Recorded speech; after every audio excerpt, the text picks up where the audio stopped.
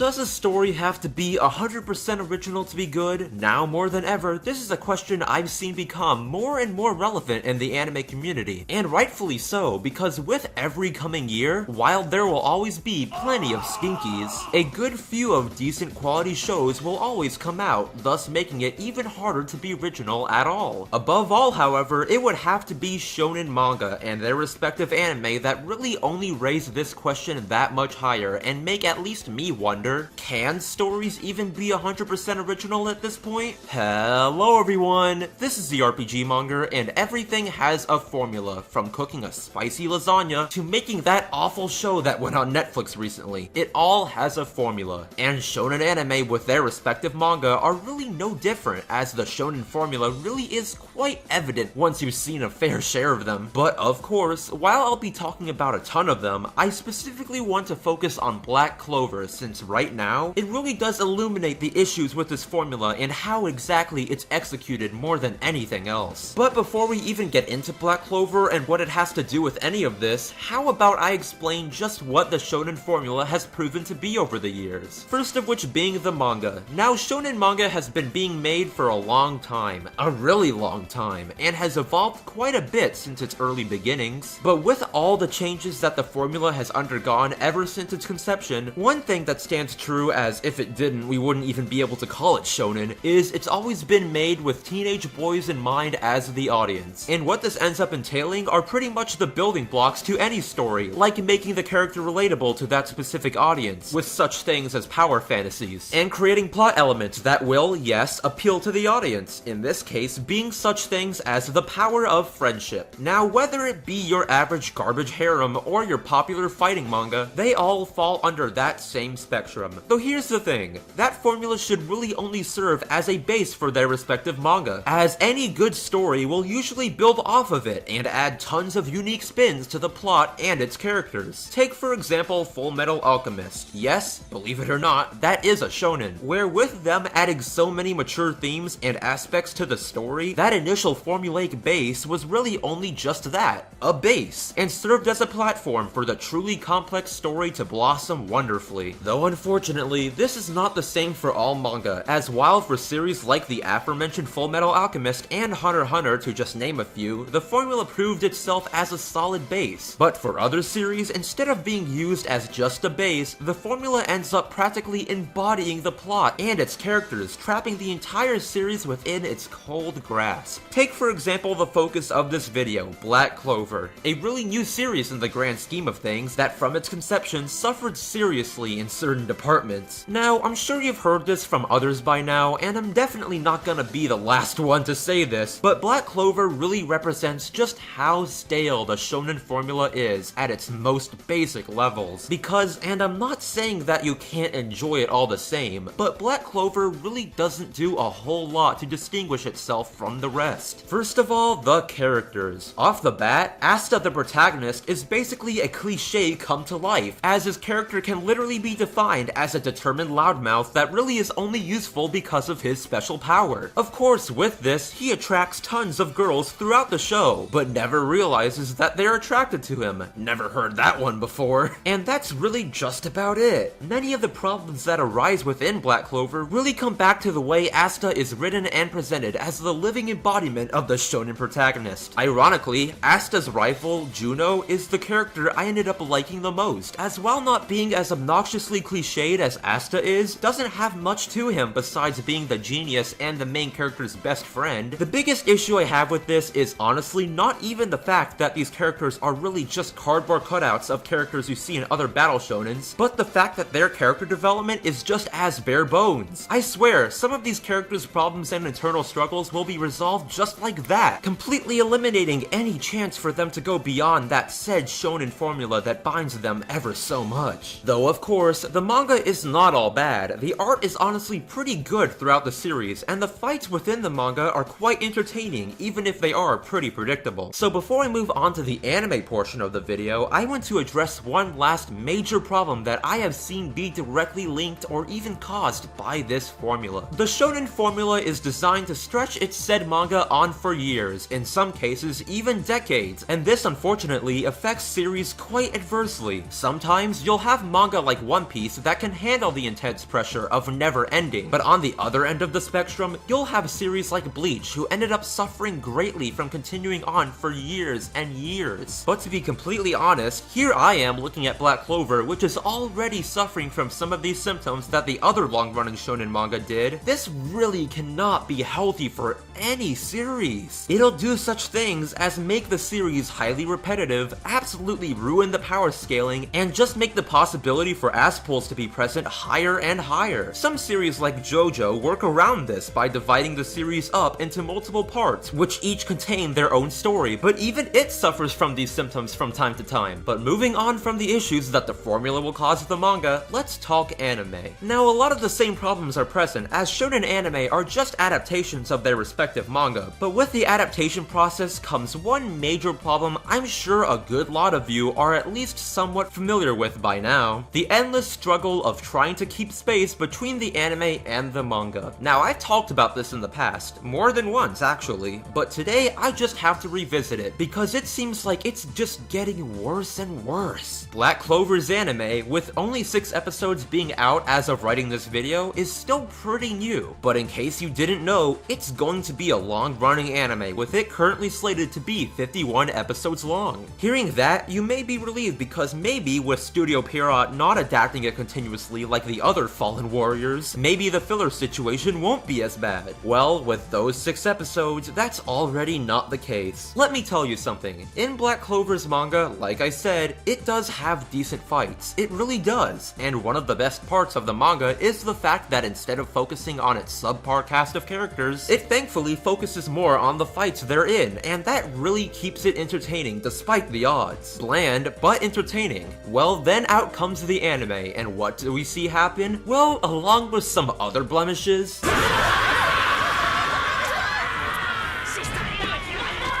Studio Pierrot actually makes the 2nd episode half filler and the 3rd completely filler. Talk about ruining the 3-episode rule, right? Not to mention, along with this, it's already pulling a bit of a toei, as it's also stretching out certain parts to fill episodes as well. With these two situations being directly caused by the shonen formula of making these long-running anime, it unfortunately takes away one of the only things that make Black Clover actually bearable and not completely frustrating. And honestly, that's just a disappointment. With all that said, how can Black Clover be this popular yet yield such qualities such as these? Well, to harken back to what I said much earlier, with the demographic for these series usually being teenage boys, those who actually read Naruto, Fairy Tail, and other manga that Black Clover is nearly exactly like have gone on and don't really read shonen manga for the most part anymore. And with them gone, a new generation of manga readers has come of the shonen age and are experiencing all these tropes and cliches for the very first time. This goes both ways too, as on the western side of things, if you've really never dabbled in shonen manga and started Black Clover as your first, you'd probably enjoy it way more than I ever could. Overall, however, looking at the shonen formula as a whole with all these evident issues, will they ever be solved, and can they ever be solved? Well, unfortunately, the way things are going, it'll take a lot for these issues to stop persisting, but if by some miracle they did, honestly, all it takes is just more freedom and variety within the formula, like The Promised Neverland to name one. And if I had to give my 2 cents on the anime side of the problem, just split these anime up into shorter seasons, like what My Hero Academia is doing. It makes the presentation just so much better. Though, to close everything off, I want to return to my first question. Does a story have to be 100% original to be good? Well, the answer is clearly no. What really matters more than anything, in my opinion, is how the contents of the story are executed. Because if you have a story with greatly executed plot and characters, then my friends, you have a classic in the making. If you enjoyed this video and want to see more like it, do subscribe, and today's cool thing of the day is Blue Omen. Now, with a name like the RPG Monger, you'd expect I talk at least a bit more about RPGs, right? Well, here you go. Blue Omen is an indie RPG that is currently being kickstarted that I highly suggest you all go check out, or even donate if you have the funds. From playing the demo that's available, I've already fallen in love, and with a bit of a lacking in indie RPGs recently, this is something I